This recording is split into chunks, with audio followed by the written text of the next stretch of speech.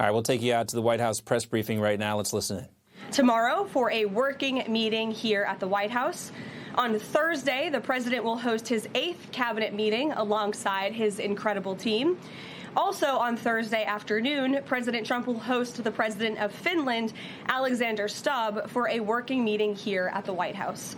The president also wanted me to relay his congratulations to Japan for electing their next prime minister, a highly respected person who also happens to be the first female to hold the position for our great ally.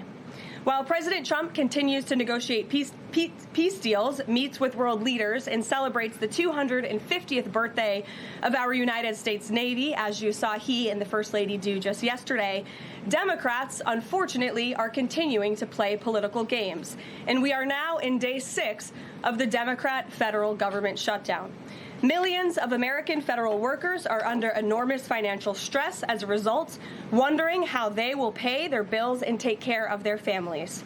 If the Democrats do not vote to open the government tonight, federal workers will not receive their next full paycheck.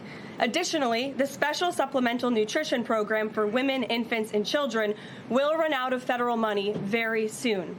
This program provides vouchers to buy infant formula, fresh fruits and vegetables, and other healthy foods for low-income families. It can be easily fully funded if Democrats simply vote tonight to reopen the government. Also, our incredible military service members who risk their lives to preserve and defend our country are now working without pay and will miss their next paychecks if this Democrat shutdown does not end tonight. The Republican-backed clean and nonpartisan funding bill fully funds this important food aid program, gets our troops paid, and reopens the government. So all of this begs the question, what is the Democrat ongoing shutdown truly about? The sad truth, we believe, is that the Democrats intentionally shut down the government and are inflicting this pain on American citizens to try and demand free health care for illegal aliens. Of course, this is an indefensible and truly radical policy to be in favor of, let alone to use as the primary reason to shut down the United States government. So the Democrats and their allies are desperately lying about their true motivations. We have to set the record straight with the facts so the American people understand what's really at play here. House Republicans passed a clean and nonpartisan funding bill to keep the government open and ensure our troops and other hardworking Americans are paid. Every single House Democrat except one voted against this clean and nonpartisan funding bill. Senate Republicans have subsequently tried to pass this same clean funding bill 4 separate times, and they will do so again tonight, to fully pass it to be sent to the president's desk for signature. And the president is ready to sign this bill to reopen the government as soon as it is sent to his desk. Yet every single Senate Democrat except 3 have voted against this clean and nonpartisan funding bill. The Democrats' current position is that the only way the American government can reopen is if illegal aliens can get free health care. Don't take my word for it, just look at what's inside of the Democrats' proposal to reopen the government. Their funding proposal would result in nearly $200 billion spent on health care for illegal aliens and other non-citizens over the next decade. To put this in perspective, $200 billion is enough money to fund the entire children's health insurance program, which provides health insurance to low-income children and women. Under the Democrats' proposal, the millions of illegal aliens who improperly were granted asylum and paroled under the Biden administration would once again be allowed to receive Medicaid benefits. It does not end there. The Democrat proposal would also require Medicaid to pay more for emergency care provided to illegal aliens than it does for American patients who are disabled, elderly, or children. When someone shows you who they are, believe them. The Democrat Party has unfortunately closed our government, costing Americans their jobs, threatening our military readiness, harming our economy, and causing chaos, all to help the illegals who broke into our country. Instead of holding illegal aliens accountable and removing them from our country, which is what this administration is trying to do every day, the Democrats want to give them the free benefits paid for by the American taxpayer. Democrats in 2025 are for illegal aliens first and Americans last. This is the reality we are unfortunately facing right now in Washington, D.C. President Trump and Republicans will not give in to these radical demands. The president and Republicans have a sacred responsibility to serve and protect the interests of their constituents, the American people. That's why we are backing a clean and nonpartisan funding bill with no strings attached to reopen the government. Democrats should do what they did 13 separate times under Joe Biden and vote for this exact same type of funding bill. Now the Senate will vote tonight for the 5th time to reopen the government on the 6th day of this shutdown. All we need are an additional 5 Democrat senators to end this madness and vote for the clean funding bill to reopen the government. If you are an American watching at home right now, call your Democrat senators and tell them to do the right thing and end this shutdown. With that, I will take your questions. Here in our new media seat today, we have Elizabeth Mitchell from the Daily Signal. Elizabeth, thanks for being here, and please kick us off. Thank you for having me. I have 2 questions. First, President Trump told reporters yesterday that firings of federal employees are taking place right now. In which departments have people already been fired from their federal jobs due to the shutdown? The president was referring to the hundreds of thousands of federal workers who have been furloughed as a result of this federal government shutdown, both here at the White House and across the entire federal government, at agencies across the board. There are federal workers who are staying home. Many of them work in the White House. You know them. Some of them sit just behind me at those desks. They are unable to show up to work right now because the Democrats chose to shut the government down. And so we're already, unfortunately, seeing the consequence of this.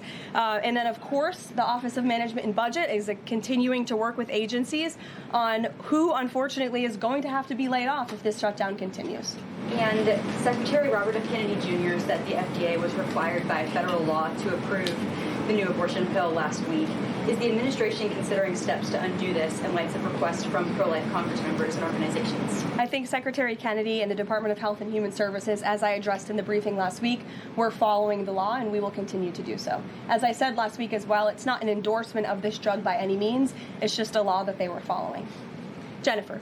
We heard you say that you want people to call their Democratic senators. Is the president calling Democratic senators himself? Can you say what he's doing today to resolve the shutdown? Yep, I was just in the Oval Office. He was on the phone with Speaker Johnson. He's also spoken with the Senate Majority Leader, who are in touch with, of course, moderate Democrats and Democrats across the board, who we understand hopefully want to do the right thing by their constituents to reopen the government. So the president is being kept very well apprised of the ongoing shutdown on Capitol Hill.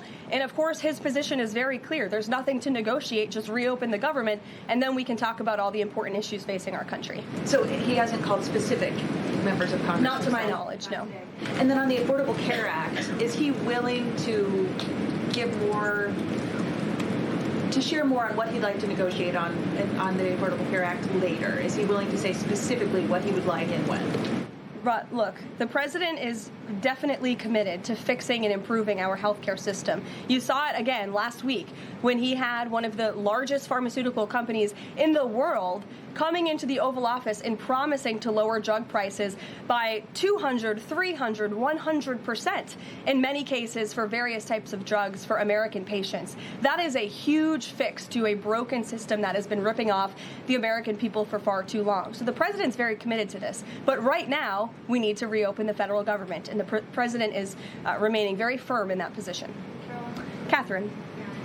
If the vote fails in the Senate today to reopen the government, would that trigger layoffs? Look, again, we hope that the vote will not fail because this administration wants to reopen the government. We don't want to see people laid off. But unfortunately, if this shutdown continues, layoffs are going to be an unfortunate consequence of that. Is there timing for when that would happen? Well, look, we'll see how the vote goes tonight. And can you confirm, is the White House floating a proposal to cap Obamacare subsidies by denying them to new enrollees? I have not seen a proposal like that. Emily. Thanks, Caroline. The president said yesterday he was considering a phase 2 approach to Venezuela. Is the president considering U.S. boots on the ground or any kind of support of overthrowing Maduro? I won't get into any specific proposals that are being considered by the president and his national security team, but I think we've been pretty transparent and clear in the administration's view of the illegitimate Maduro regime, and the president has taken very unprecedented, tough action to end the illegal trafficking of illicit drugs into our country from Maduro's illegitimate regime. Caroline. Danny, go ahead. Thanks, Caroline. The French government has collapsed again for the fourth time in a year. And I was just wondering if there's any concern in the White House about the kind of ongoing political crisis there. Any thought about whether the President Trump's good friend, President Macron, should either call elections or even resign over that? Well, I can tell you the White House and the National Security Council are very much aware of this situation, but I think it would be imprudent of me to weigh in on French internal politics from the podium, so I will reserve comment on that. Behind you, yes. What is President Trump's expectations for talks today and I guess this week in Egypt? And is there a new timeline that the president is giving all sides to reach an agreement? Yes. There are technical talks happening right now in Egypt amongst Special Envoy Witkoff and Mr. Kushner, as well as their respective parties from all sides. What we saw take place on Friday, and I have not commented on that from the podium yet, is truly remarkable.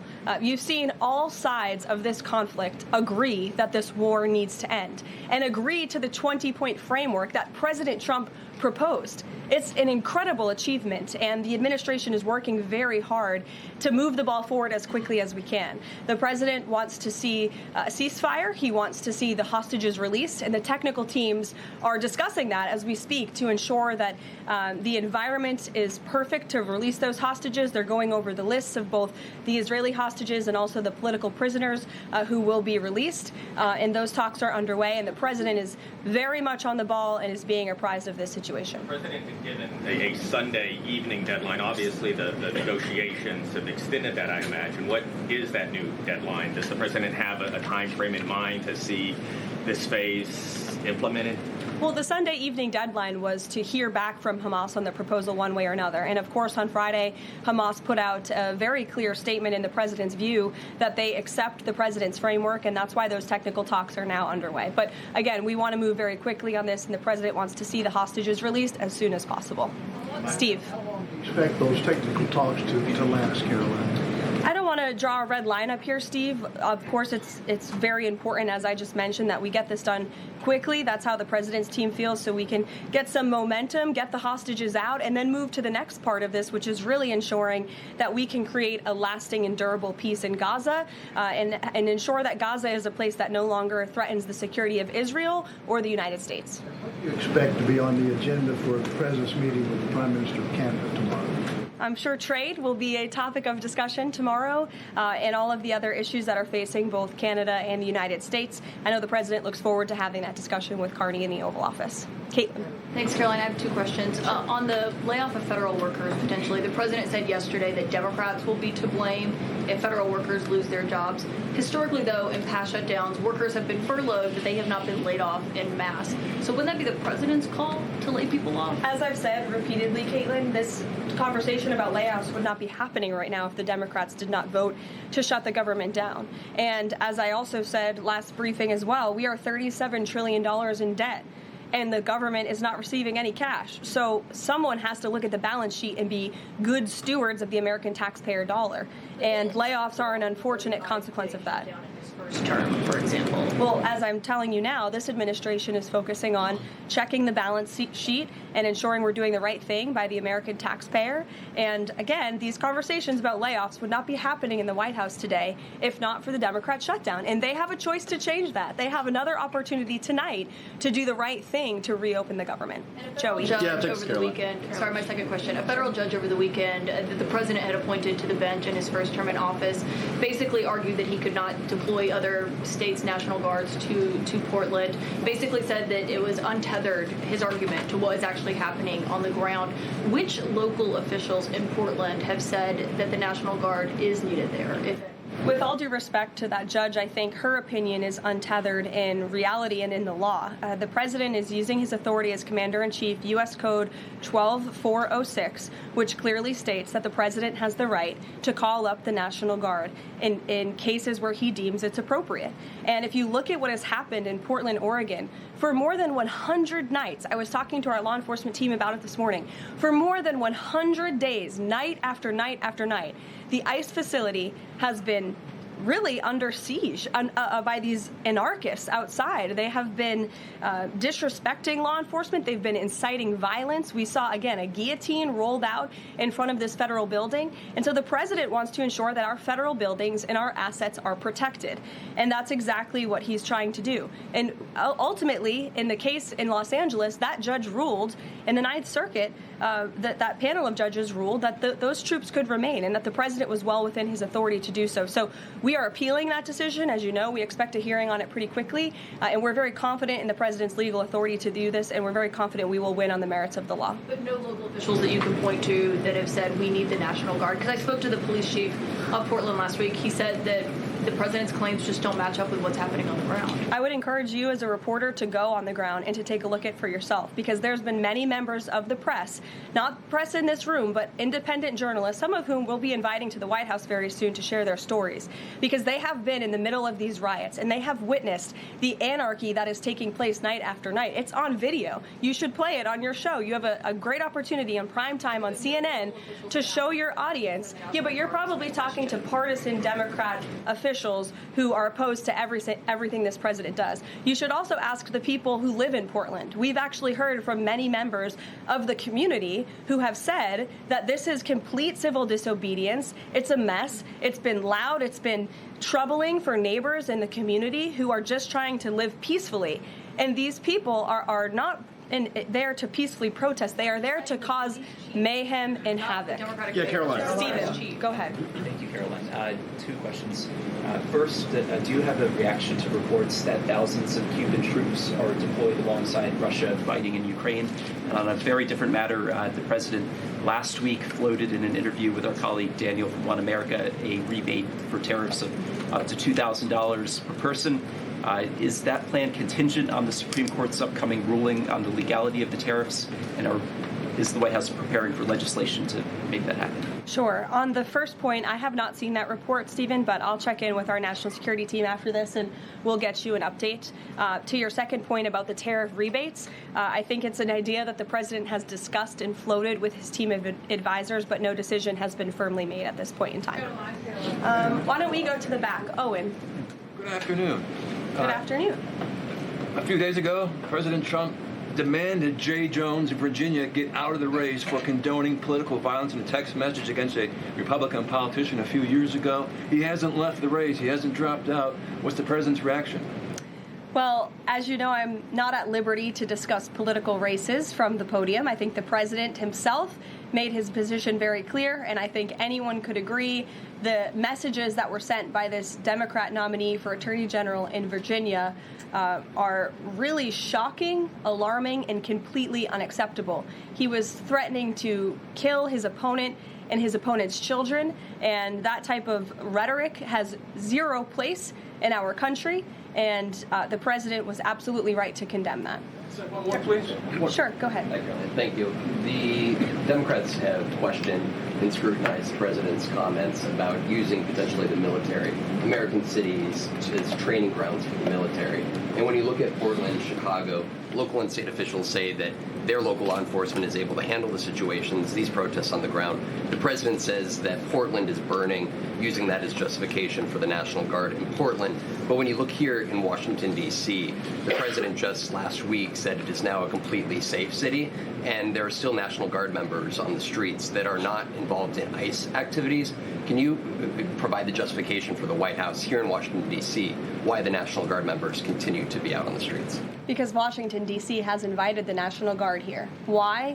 Because the mayor is doing the right thing, unlike mayors in other cities like Portland, as Caitlin and others have pointed out, who refuse to see that there are positive results from when local law enforcement works with federal law enforcement to do the right thing on behalf of their citizens. And Washington, D.C. is no doubt a safer city right now, today, than it was a few months ago when President Trump started this initiative to make D.C. safe again. And the National Guard is still here because the president and the mayor agree that it's a good thing for the city.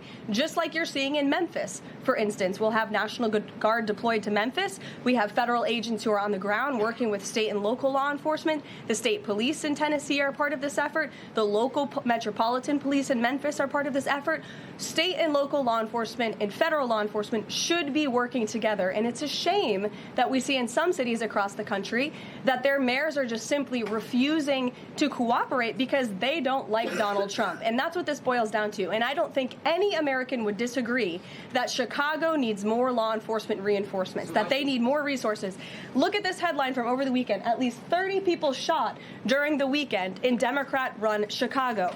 5 of them were killed in one weekend. This is completely unacceptable, and the president wants to make American cities safer, and he's willing to work with anyone to do it. If the courts allow you to ultimately send in the National Guard into Chicago and Portland, do Democrats not have reason to be concerned that there are long-term plans by this administration to keep U.S. military or the National Guard in American cities, like what we're seeing here in Washington? Why should they be concerned about the federal government offering help to make their cities a safer place?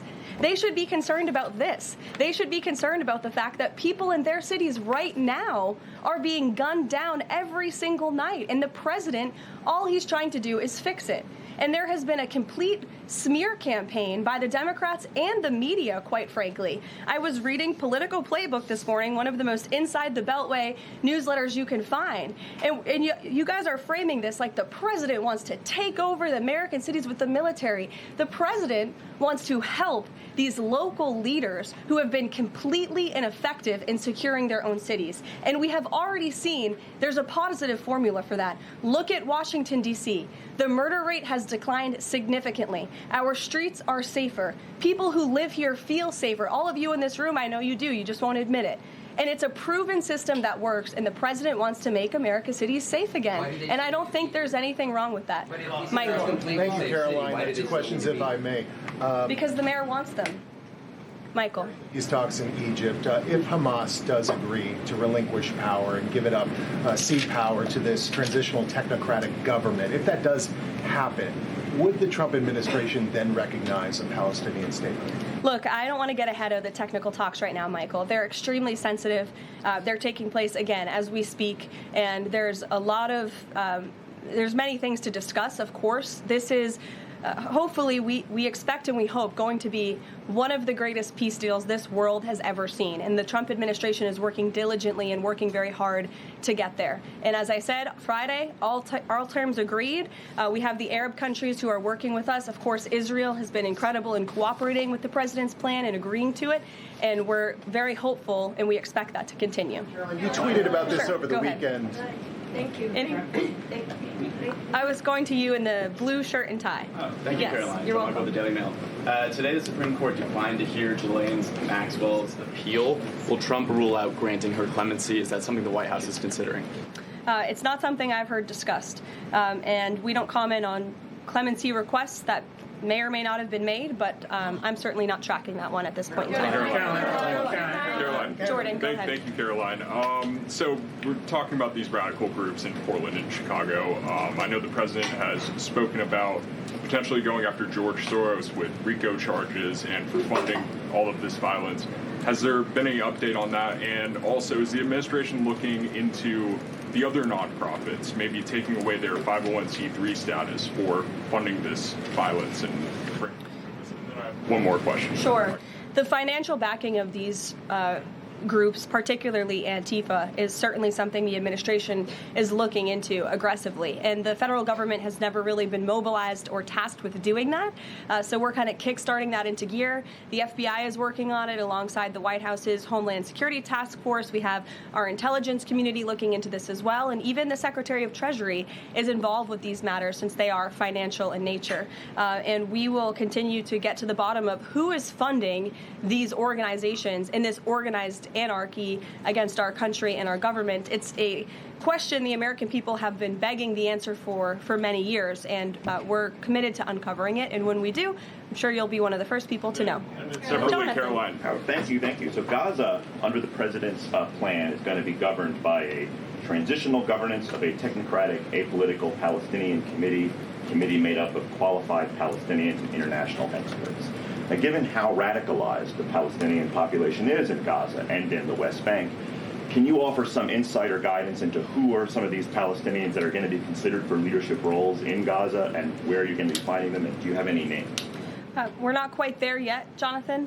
The president believes peace is possible in Gaza, and that's why he presented this detailed and comprehensive plan. The first step of that is securing a ceasefire and releasing the hostages, and then those conversations about ensuring a durable and lasting peace can continue. But what do you need to have peace in a region like Gaza that's been war-torn for far too long? You need security guarantees, and you need good governance. And so those will be two of the priorities that this administration is focused on. If I may, the president has said he wants the government to reopen this week in a deal. What's going to happen by the end of the week if there's no deal? What's the White House prepared to do? With no deal with what? To reopen the government. Look, as I said, unfortunately, there's going to be a lot of pain inflicted. There already is on the American public, on our troops who are not being paid, again, on women and young children who depend on critical food assistance.